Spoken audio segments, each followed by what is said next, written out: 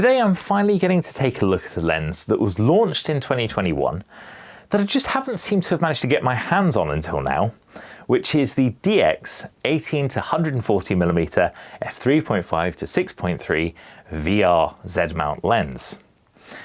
In full frame equivalent terms, this will give you the field of view of roughly a 27 to 210mm lens.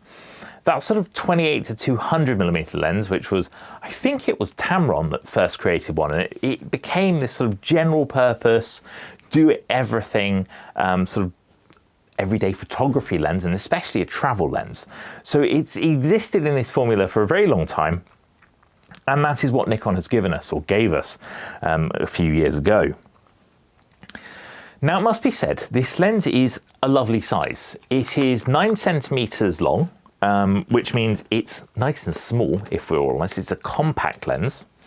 It doesn't need to be extended to be used. It is 18mm at its sort of smallest, 9 centimeter size, and then it'll extend as you go up to 140mm.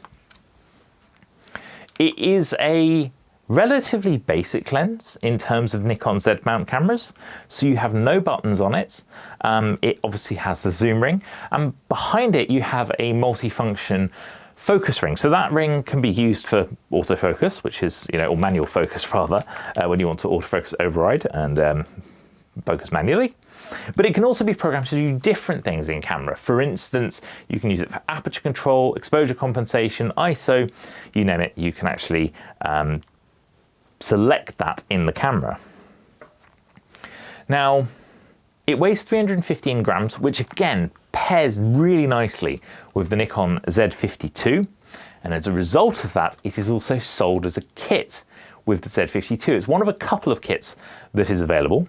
You can get the Z52 also with a 16 to 50mm kit, or 16 to 50mm and 50 to 250mm kit, which is this. This is also a Z50 with the 16 to 50, and this is the 50 to 250mm lens. So that's essentially what it's going up against.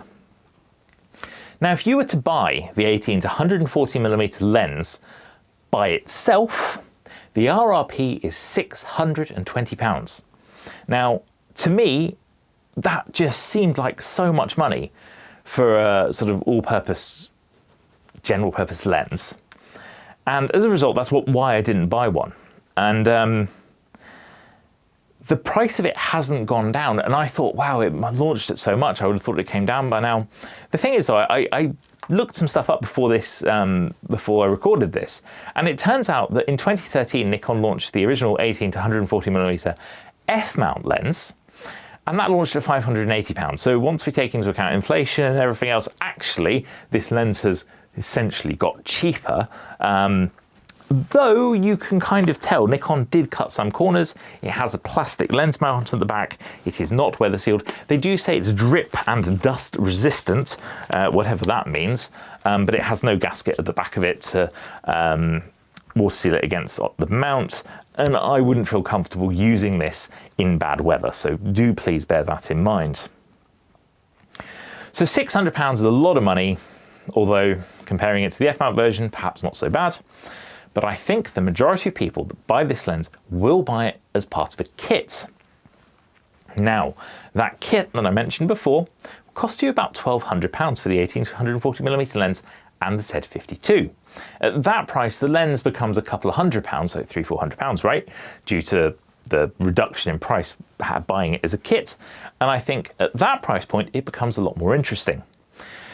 Now, interestingly, if you were going to buy this, I would, and you already have a Z52 or whichever ZDX camera you want, so for instance the ZFC or the Z30 or the Z50 original one, or indeed whatever comes out in the future. So you already have the body and you don't want to buy it as a kit, I would suggest buy this lens used. You should be able to get it for about £350, which I find is a lot easier to swallow than £600. The biggest challenge, however, to the 18 to 140mm lens as a kit is this. The reason for that is the 16 to 50 and 50–250mm dual lens kit also retails at about £1,200. And at this point, you need to ask yourself what kind of a photographer you are, or rather, what you want this for. You see, if you just want a camera that will take great photos, that you don't need to think about, so you can just put this in full auto mode, and you can have this lens attached and never take it off, this is an excellent solution for you. It will give you the majority of focal lengths you want. You can get pretty close at, you know, the equivalent of 210 millimeters at 140 millimeters. It has up to 5 stops of vibration reduction, helping you get sharper photos when you're in lower light situations. And from that perspective, it is a great one-stop shop.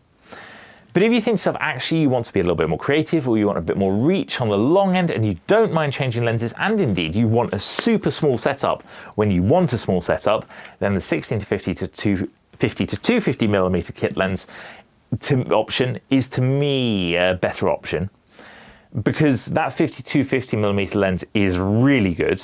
I've done a separate review of it already on this channel, and I really like it. And I prefer it over this. But I don't think this is aimed at me. Despite the fact I wanted one for quite a while, I never actually bought one, did I?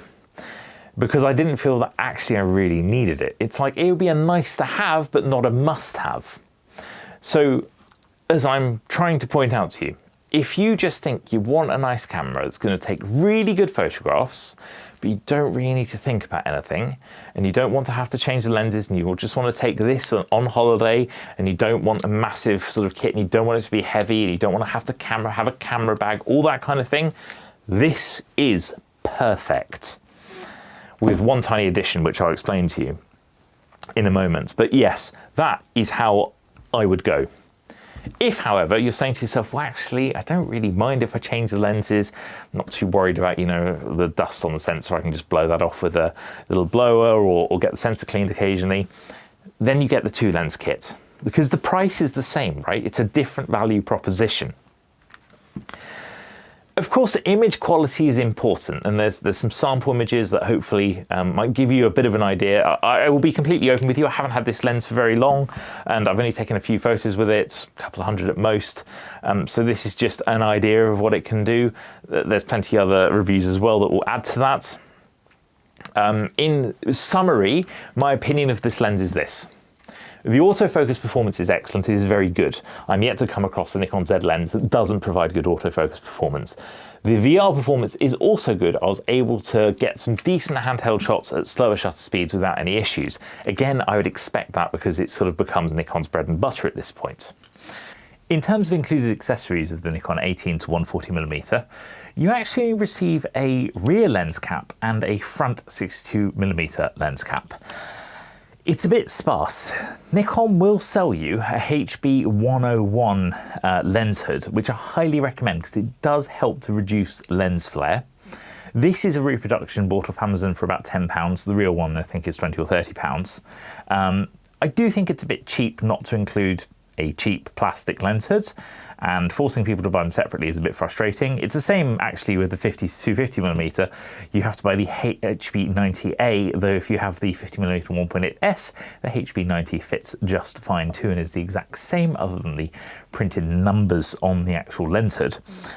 So yeah, that's another thing to bear in mind with this lens. You don't actually get any form of accessories except for the front and rear lens caps, so I would definitely recommend buying the HB 101 lens hood to go with that lens, just to help reduce lens flare and indeed to protect the front element as well.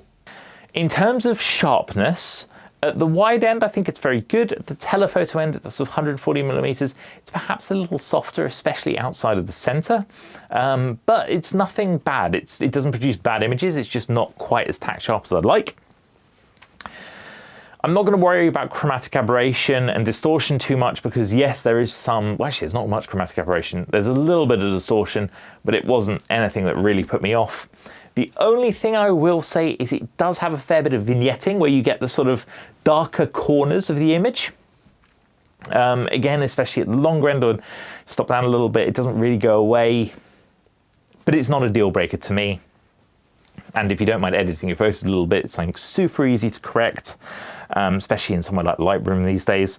So to me, Optically, it's very good. I think it's got like 13 elements in 11 groups, I want to say, and there's 2 aspherical and 2 ED lenses, extra dispersion lenses. That again helps with the sort of general formula of this. This is a complete rework, by the way, of the F-mount version. This isn't based on that. This is completely new lens formula, so it is a newer, much smaller lens. Autofocus performance in video is pretty good. It's perhaps slightly slower at the long end, but I don't think you can do that much video at 140mm. But again, something to be aware of, and not a huge amount of focus breathing actually, so maybe that's something to keep in mind as well. But overall, it's perfectly fine. This all being said, I actually think the performance of the 16 to 50mm lens is slightly better at the wide end. And equally, I hate to say it, but the 50mm lens is sharper at the long end. So there is a compromise that you're making with the 18 to 140mm that you wouldn't make with the 2 lens kit. But the single lens kit is still going to appeal to a lot of people that don't want to have to deal with taking an extra lens, changing the lens, etc, etc, etc. Hopefully that waffling made sense to you and you kind of followed what I mean. But what I'm trying to say, and this is the whole basis of this video, is the 18 to 140mm lens serves its purpose really well. If you clicked on this video because you're saying to yourself, is this lens good as a kit with my Z52 or whichever ZDX camera that you're buying, maybe in the future it's a different model, and can I get away with just this lens? You absolutely can.